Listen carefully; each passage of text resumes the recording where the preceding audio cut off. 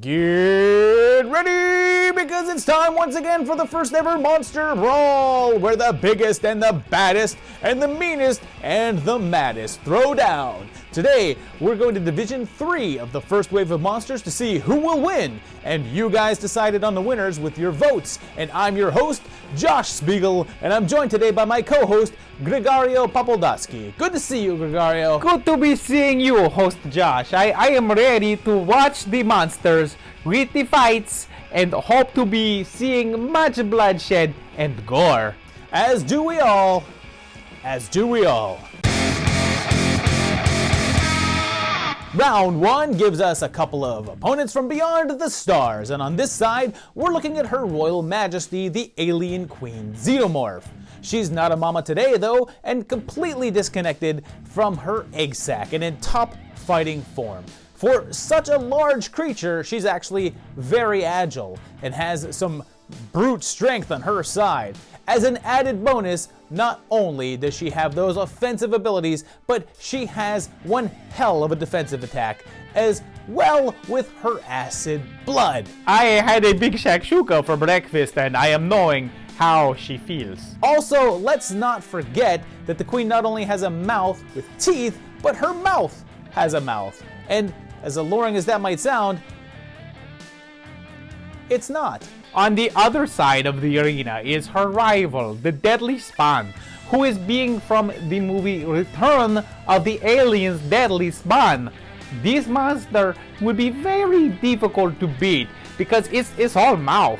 I mean, more than one of them in fact. And those mouths have so many teeth that nearby dentists are be getting erections. Now, this monster also has little babies, much like the Xenomorph, correct? This is correct, but no babies today, only the mummies. Well, this battle shows that just like chess, the queen is the most valuable piece, as she easily defeats the Spawn, taking a full 91% of the vote versus the Spawn's measly 9%. The most lopsided win in the whole tournament so far.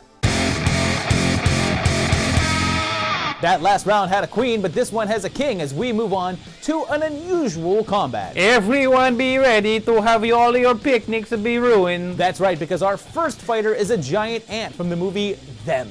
Them, with a big exclamation point at the end of it. They could have had it with a question mark at the ending, and maybe they could have called it Them? You have to say it like them! Like that. Yep, and as a giant ant, it has monstrous mandibles on the front of its face, custom made for crushing, and its sheer size makes it quite the formidable foe. But he's up against the king, King Rawhead, or Rawhead Rex, who's massive bestial giant with massive teeth and claws and kinda looks like a member of the band Gwar. He's quite the hungry boy, capable of eating 20 musakas, and has a particular weakness when it comes to pregnant women. So not very different than Gregario, because Gregario likes what he likes, okay? Well, this was a pretty even match, even giving the size discrepancy, as Rawhead's brute strength and durability helps him weather the storm for quite a while. But eventually we find out that one of his other weaknesses is being chopped in half by giant mandibles. And the giant ant takes it with 56% of the vote versus the king's 44%. Hold on to your funny bone, because this next round is about to turn silly. That's strange, because this show has been so serious so far. Not anymore, since this round features 3 of the killer clowns from the cult film Killer Clowns from Outer Space. In the interest of fair fights, we've taken away their cotton candy guns and distance weapons. But let's not forget that they have their own close-range arsenals, like acid pies, knockout fists, and the sketchily defined ability to create giant shadow puppet monsters. Why are there 3 of them? Why did they get 3? We only meant to bring 1, but they just kept coming out of the car.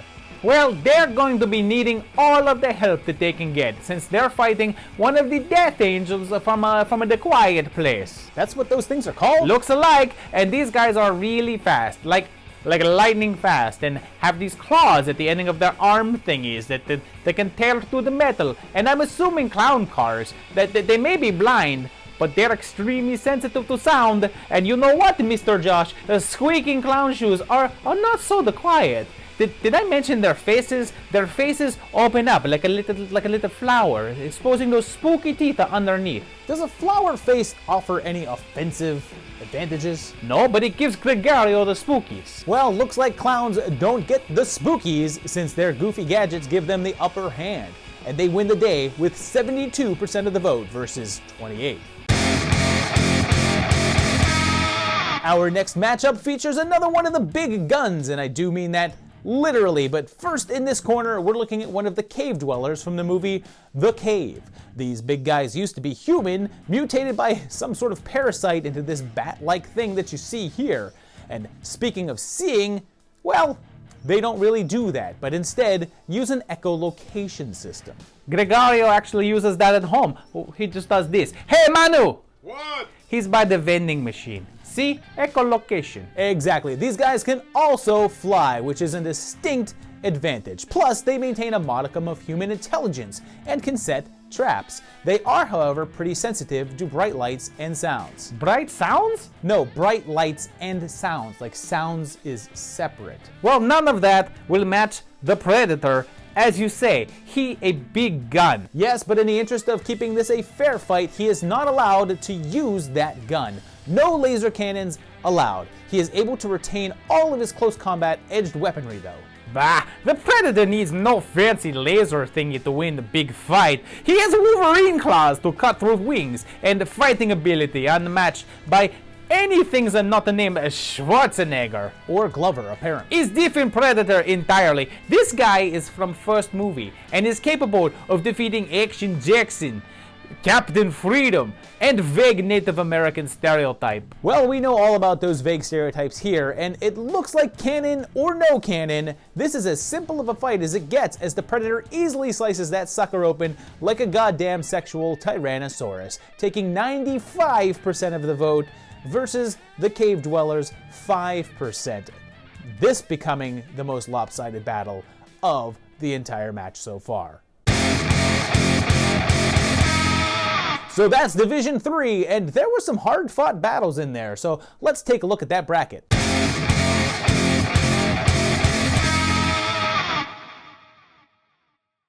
Tune in soon for the next division and some more full-throttle monster battles.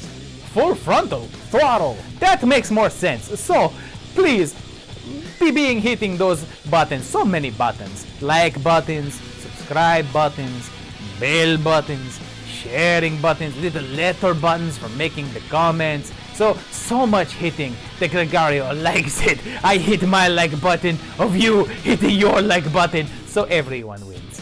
Do it.